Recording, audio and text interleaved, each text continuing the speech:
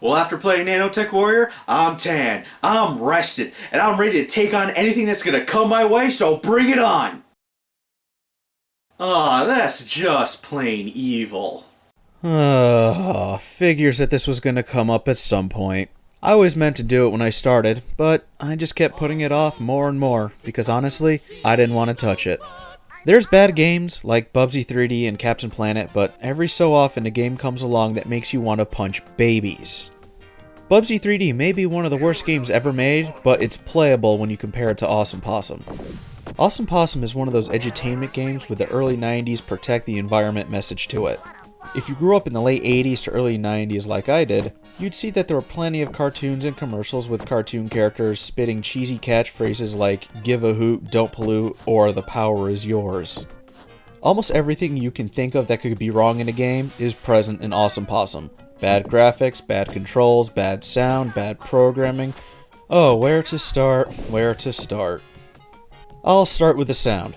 Yeah, the Genesis wasn't known for great sound, but the music could at least have some diversity to it rather than being the same 10-second loop.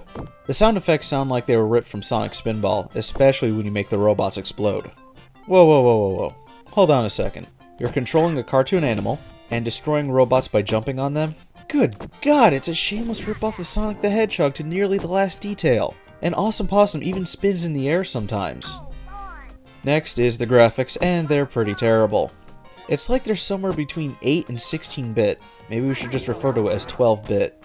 And the background and foreground are pretty muddy looking, which badly contrasts with the cartoony looking sprites.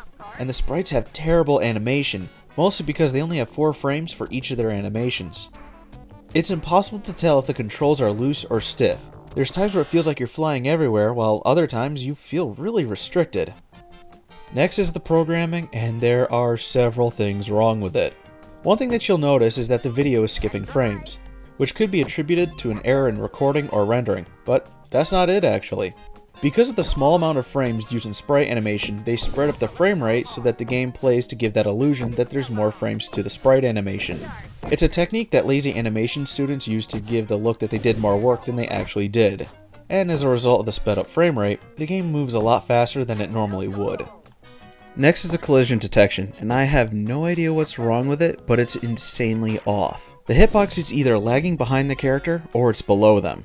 I've passed through enemies several times, or have been hit by ones that I normally would have missed, and I've also passed through the bottom of solid ground too. The game seems to choose when to apply the laws of physics. Sometimes you'll be flying through the air, land on a tree branch, and then be sent straight up, losing all momentum that you've gained. Other times you can't lose momentum no matter how hard you try to slow down. And if you land on thorns, sometimes you can't get off of them, even if you had momentum. And sometimes you could actually move back and forth in the air with no change in resistance at all. The swimming mechanics are all wrong. Why is it that you can run along the ground, but if you swim in the water, you'll actually come to a grinding halt? That doesn't make sense. You should be able to swim faster than you can running underwater. And the amount of health the enemy takes off is completely random. Sometimes they take off health, other times they don't. It's really hard to determine if you get that brief moment of invincibility, because Awesome Possum will react to taking multiple hits, but you actually won't see the health bar deplete as much as it should. In the first level of the game, enemies take off 1 square of health, while in the second level, they take off 2. Attacking is completely messed up.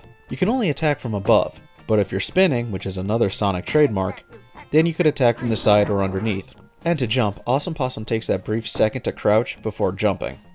And another thing, Awesome Possum never shuts up. He talks almost non-stop.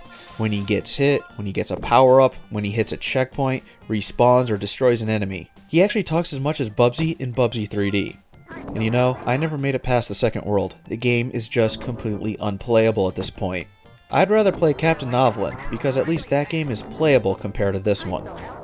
I bet it comes as no surprise when I say that Awesome Possum is on par with Bubsy 3D, and it's pretty obvious that it was a rush job, and whatever they were rushing for, but whatever it is, they derped it, and they derped it pretty hard.